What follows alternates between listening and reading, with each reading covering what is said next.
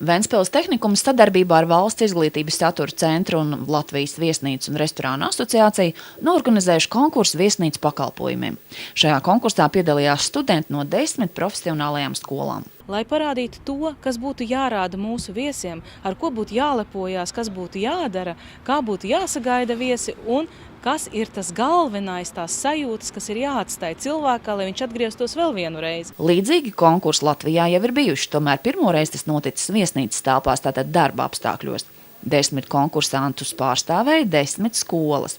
Ventspils tehnikums deleģēja vecāko kursu studenti Agnesi Rudusāni. Viņa ir pierādījusi sev kā ļoti zinoša un kompetenta audzēkne. Viņa arī ir piedalījusies konkursā jaunais profesionālis un parādījusi, ka viņa spēja būt un sacensties ar šiem līdzvērtīgi. Es šajā konkursā piedalos tādēļ, lai paaugstinātu savas profesionālās iemaņas, noteikti gūtu jaunu pieredzi un iepazītos ar jauniem cilvēkiem. Konkursa uzdevums ir pildīt vecākā darbinieka pienākumus. Pirmais – izmitināt viesus, rezervēt numuru, piereģistrēt, izrakstīt rēķinu.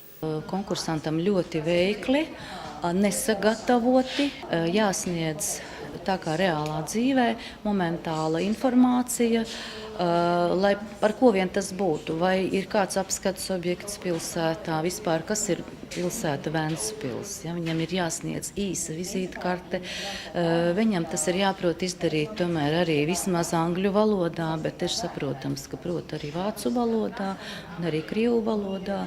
Nākamais uzdevums bija sagatavot viesnīcas numuriņu, saklāt gultu, iztīrīt. Šo uzdevumu vērtē gan patērētā laika ziņā, gan pēc kvalitātes kritērija. Konkursa noslēgumā vakariņu galda klāšana. Visus studentus var nodēvēt jau par profesionāļiem.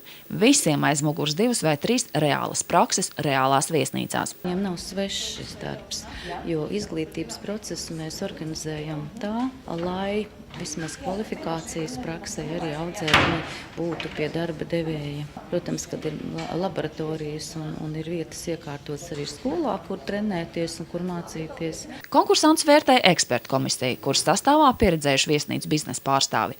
Uzkopšanas kvalitāti vērtēja sadzīves ķīmijas ražotāji.